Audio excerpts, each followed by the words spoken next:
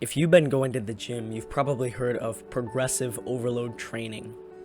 Now, for those that don't know, progressive overload is a training style which gradually increases the intensity or difficulty of workouts over time. But the question is, how can we utilize progressive overload in our everyday lives? Well, the first step to doing this is to change the mindset you have about progressive overload. Progressive overload is no longer just a training technique. Progressive overload is a concept we can utilize in every part of our lives. Now, there's two parts to the second step. The first part of the second step is to write down your starting point and your goal. Now, let me explain. First example, say there's a guy who plays video games for 6 hours every day, but he wants to play for 0 hours every single day. His starting point would be 6 hours, and his goal would be 0 hours. Another example, say there's a guy who meditates for 1 minute every single day, but he wants to meditate for 30 minutes every single day. His starting point, 1 minute. His goal, 30 minutes, okay? The same concept applies. It really doesn't matter what it is, whether it's making more money, gaining more YouTube subscribers, reading books for longer periods of time, whatever it is.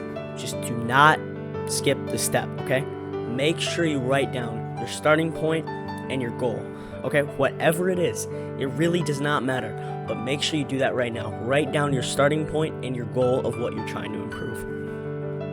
Okay, now that you've done that, let's go on to the second part of the second step. The second part of the second step is to build a system to help us work towards that goal. So let me return back to my two examples. The guy who plays video games for 6 hours a day, but wants to play for 0 hours a day. His system would be to gradually decrease the amount of time he plays every day.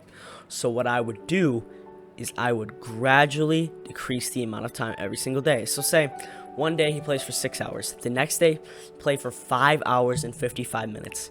Decrease it 5 minutes every single day. 5 minutes every single day. That's all it takes. And eventually, over time, as time goes on, he will achieve his goal. It's the same with the guy who meditates. If he meditates for 1 minute every single day, but he adds on another minute every single day, eventually, it'll only take 30 days to achieve the goal of 30 minutes per day meditation. You see what I'm saying? If you gradually decrease or increase whatever you're trying to do. So it's all relative to what your goals are and what your goal is and what you're trying to do. But what you're doing is you're gradually building it up or breaking it down, whether it's a good habit, bad habit, whatever, making more money, getting more YouTube subscribers, like I said, reading books for longer.